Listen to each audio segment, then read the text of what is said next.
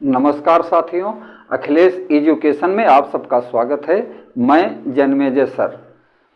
आप लोगों के सामने यहाँ पर कुछ प्रश्न लाए गए हैं जो विभिन्न परीक्षाओं में पूछे गए हैं और आगे आने वाली विभिन्न परीक्षाओं में आपसे भी ये प्रश्न पूछे जा सकते हैं। तो उनके लिए देखें कि ये प्रश्न लिखे गए हैं और उनके उत्तर विकल्प के रूप में हैं। किस परीक्षा में ये प्रश्न पूछे गए हैं ये आप सब देखें और उनका उत्तर आप खोजें और साथ ही साथ मैं भी आपकी मदद करूंगा। तो देखें, पहला प्रश्न है, गौतम बुद्ध का जन्म कब हुआ था? ये पूछा गया है MPPCS 2004 में। विकल्प आपके सामने है 563 ईसा पूर्व, 558 ईसा पूर्व, 561 ईसा पूर्व, 544 ईसा पूर्व। आप इसे बड़ी आसानी से हल कर सकते हैं। बुद्ध जीवन का पहला ही प्रश्न है और यह बता भी गया है, कई बार आपने देखा भी होगा कि 4 विकल्प है ABCD।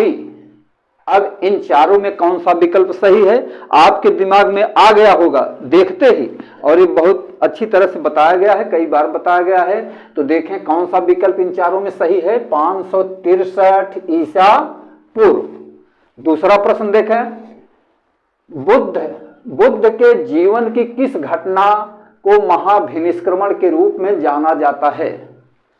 प्रश्न पूछा गया है MPPCS मेंस 2014 में।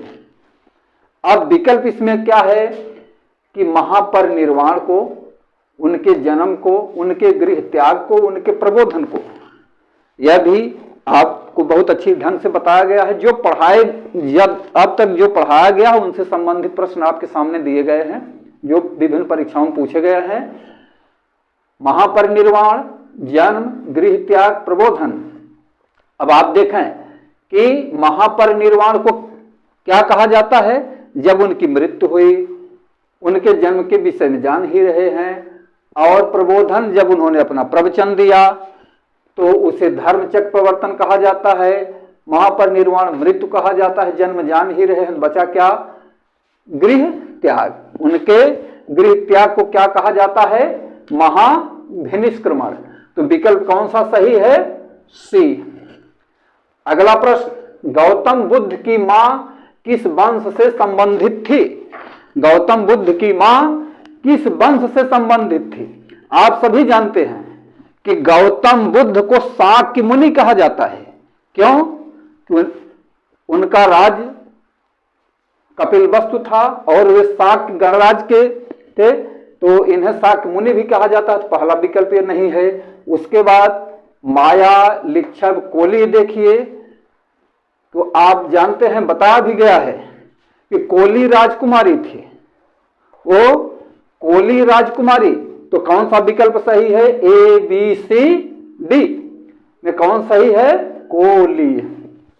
यह प्रश्न पूछा गया कब? UPPCS प्री 2008 में। बहुत महत्वपूर्ण प्रश्न है।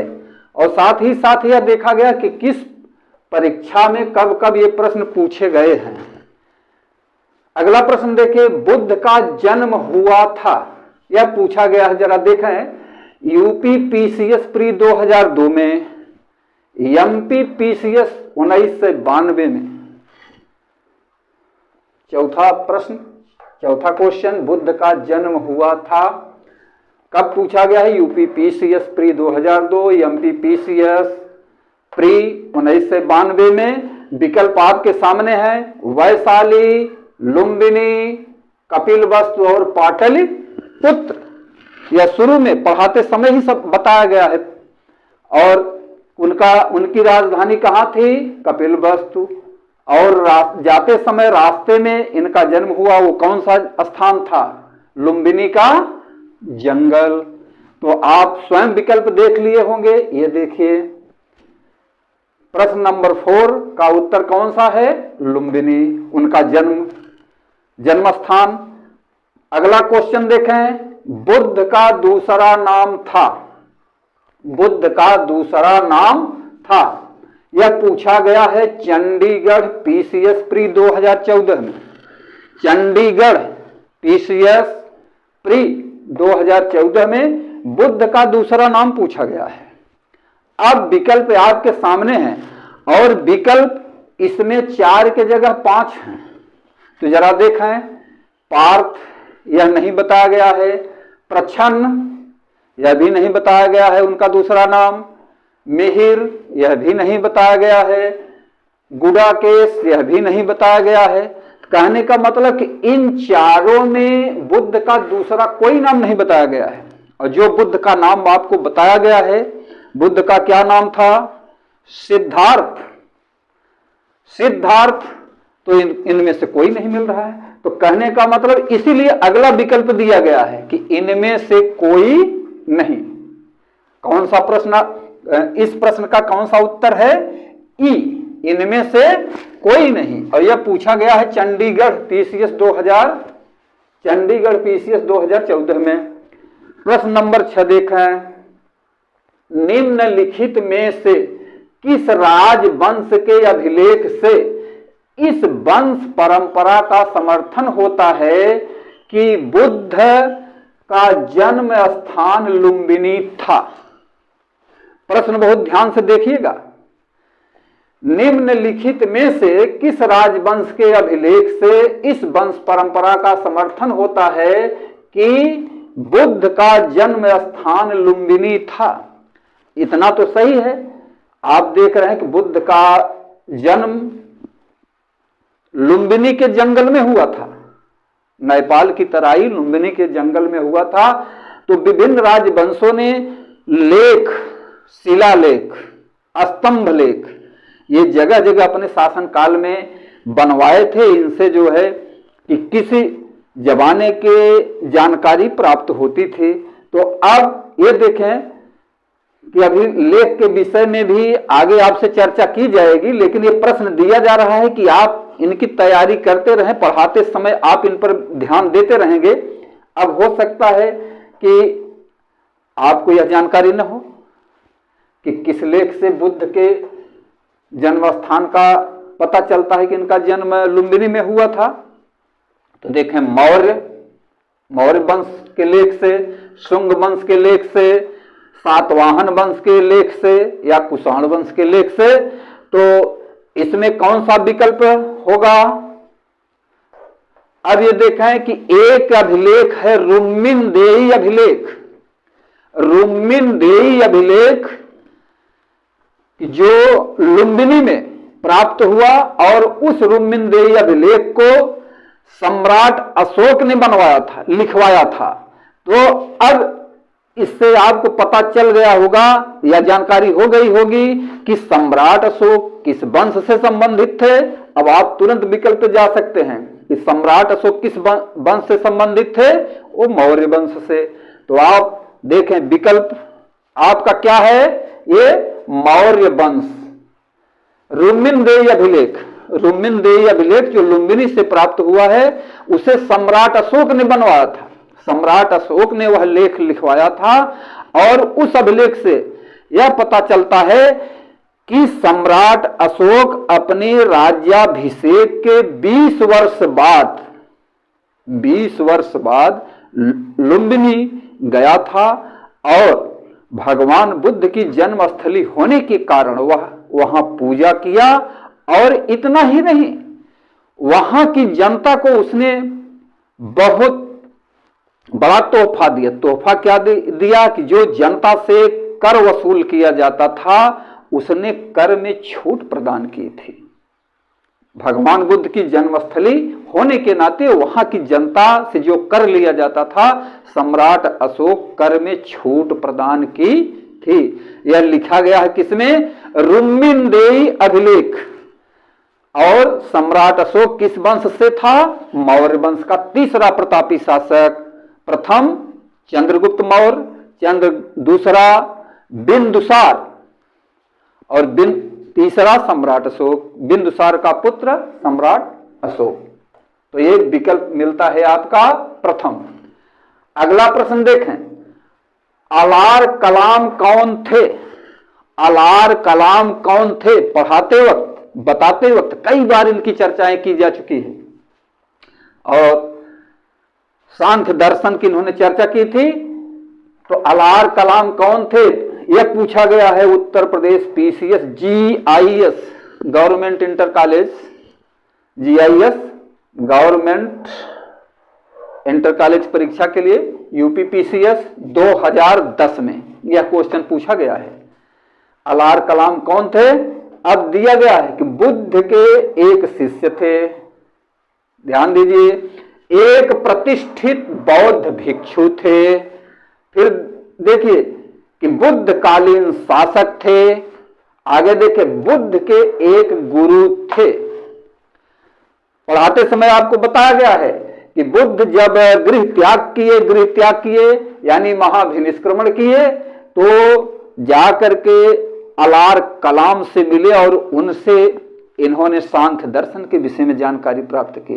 तो अब आपको तुरंत याद हो गया होगा कि अलार कलाम कौन थे। न तो उनके शिष्य थे बुद्ध के, न वो प्रतिष्ठित बौद्ध भिक्षु थे, न बुद्धकालीन शासक थे। तो कौन सा विकल्प सही है? बुद्ध के एक गुरु थे। ये देखिए विकल्प डी। आगे देखें, सर एडविन अर्नाल्ड की पुस्तक the light of Asia, sir Edwin Arnold की पुस्तक द लाइट ऑफ एशिया आधारित है। अब लाइट ऑफ एशिया के विषय में, लाइट ऑफ एशिया के विषय में आपको बताया जा चुका है, और लाइट ऑफ कि भगवान बुद्ध को लाइट ऑफ एशिया कहा जाता है।